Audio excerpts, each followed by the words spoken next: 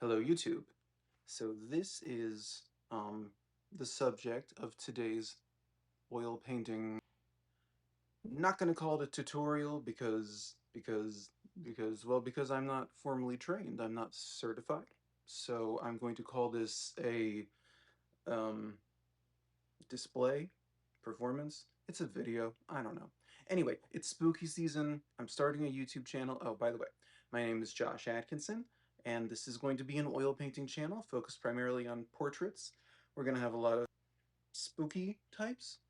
Pumpkinhead, Ash from Evil Dead 2, so Ash's doppelganger, and the original Pennywise have all come out to meet their new family member.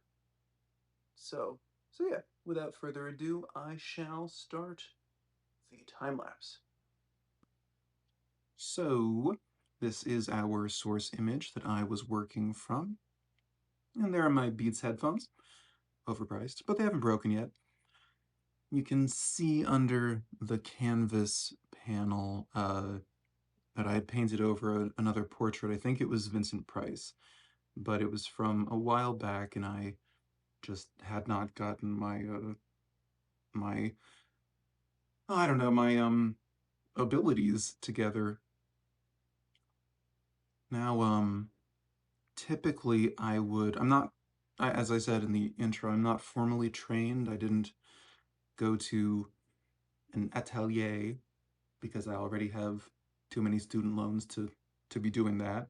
Um, what I've learned from public access television and from YouTube. And yeah, what am I talking about? What do people talk about during YouTube things? I'm starting this channel because I love videos of talented painters, if I may call myself one, just narrating their process during a time lapse of their painting, oil specifically, because that's the medium that I prefer to work in. I'm thinking of Chelsea Lang and, the big ones, Chris Fornatero and Ian Roberts. I just love that, so I thought I don't know, try it myself.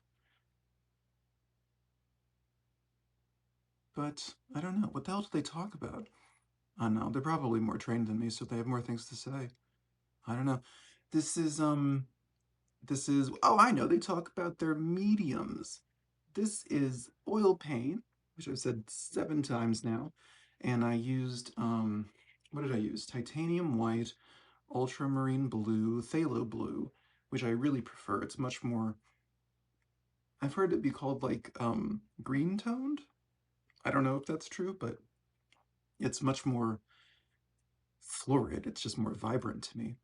And I used burnt umber. I don't use black because when I was in high school, I read somewhere that the Impressionists didn't use black, and I don't know. I've also read that that's completely not true, but I guess I got it stuck in my head, and I haven't matured past the things I believed in high school. So yeah, so I make my own black with a combination of burnt umber and ultramarine blue. Revolutionary, I know. You've never heard that before in any other tutorial, I'm sure. But I am sure you've never seen somebody paint, I don't think the character had a name, but the monster from the Halloween Candy episode of Tales from the Darkside, which has the absolute most frightening theme song opening credits in the history of civilization. There's nothing that spooks me more than that theme song. And this episode, I come back to it every Halloween because it just, you can call it campy and you can make fun of the production value, I guess, but for me it just works. For me, I genuinely just find it to be quite frightening. You know, this old guy gets his comeuppance for refusing to give candy to the trick-or-treaters. So this little demon shows up. He's not blue in the show, but there are these like interstitial little beats where he's I don't know, he's just there and it's freaky. It's all good. Practical effects, costumes, puppetry, uh, like tangible makeup, no CGI, which I do prefer. I think most horror fans do. and then I knock the canvas over. It's one of my traditions. At some point in the course of this channel, I'll knock it over. I might even stab it with a palette knife because sometimes you get really angry and it just doesn't shape up the way you want it to. That's another advantage of not being formally trained, is you get to have temper tantrums and record them and put them on the internet. So, subscribe and maybe you'll see that. Anyway, yeah, I wouldn't even know. Typically, I start with that sort of, what's his name? Andrew Loomis circle for like a proportional setup when I started painting. But this isn't human facial proportions, so I kind of just bypassed that and, maybe moved a lip up, moved a nostril over as you do. I mean, even watching really trained artists, they don't typically nail it 100% with the first brush strokes. Speaking of brush strokes, this is not the typical style. Well, it's one of my typical styles. When I'm painting something horrific or dark, um, I'm much more expressive with the brush strokes, much more loose. I'm not so concerned with I don't want to say I'm not concerned with realism, but I'm not concerned with blending and that flat, pristine look. I'm fine with impasto, which is just a fancy word for thick passages of paint. Um, so yeah, with horror kind of stuff, I feel much more free to do things that are rough and a little, I don't know, expressive. There has to be a better word for it. But but yeah, more just in your face, more confrontational. If that doesn't sound pretentious. And there was your little reminder of the source image, in case you've forgotten and are wondering who this blue troll monster is. I do have this speculation about the makeup that they used, or costume, I guess is the right word. Mask, that's the right word. I learned that the goblin monster things in Ernest Scared Stupid, which I honestly might call, I'd put that in my top 5 Halloween movies. It has the essence of what Halloween meant as a kid. It's not, obviously, it's not that scary. Anyway, I love it. But I found out that those monsters were repurposed, uh, whatever you call it, animatronics or makeups or masks of killer clowns from outer space. And I was like, oh. And then I watched this episode of Tales from the Darkside, and I was like, have I seen you before, my friend? Have I seen you in Ernest Scared Stupid? But I don't know. The prosthetics would have to have lasted for the better part of a decade, so that's probably unlikely. Oh, there he is again. Hello. He really does look like the monster in Ernest Scared Stupid. Am I the only one who sees that? Am I the only one who rewatched Ernest Scared Stupid as an adult? That's okay. That's fine. Perfectly, perfectly acceptable. Well, you may be noticing at this point that I am comfortable rambling. Um, if you have questions or comments, that would be great. Because I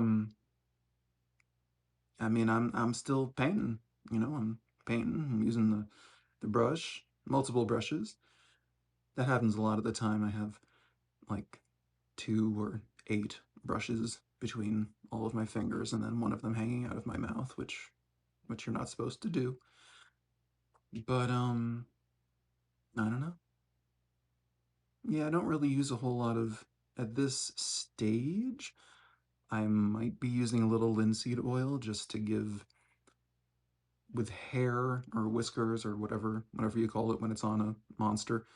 Um, I do find that having a thin brush or a fan brush with different length bristles, like if you chop it up yourself and make it kind of custom, like mixing a bit of linseed oil or walnut oil with your oil paint, kind of helps you create the like the movement of hair, the texture of hair. So I'm using a bit of that at this stage, I think, um, but not much because you also don't want to be putting that on at the end of the painting. I don't, I can't really call this exactly an alla prima painting because, well, I don't know. I've seen people on YouTube call things alla prima that have underdrawings and like 5 sittings. So maybe the definition has loosened since John Singer Sargent's days. But I'm not doing this in one sitting. I think I did this in 3 sittings. It's helpful with oil for me to like not let it like dry, but let it maybe absorb is the right word. Maybe just settle a bit. But because it can get to this place where it's much harder to work it. You better work it. I'm not. Don't worry. I'm not going to sing Missy Elliott, but I was tempted there for a second. I'm deeply ashamed. And well, this is about the end of the what's it called? Voiceover. I don't know. I don't know how to end a YouTube video. Um, this is my first, if you can't tell. But so I'm just gonna keep holding this here, and maybe he can dance or something. I don't know. I haven't recorded the time lapse that you just heard, so I don't want to repeat myself. Um, but in the event that you missed it, this is from Tales from the Darkside. Episode's called Halloween Candy, and yeah, um, welcome to my YouTube channel. Please like and subscribe. And I'm going to be uploading basically every week some new portrait. Won't always be in this style, but it will be it'll be it'll be memorable. All right. Goodbye.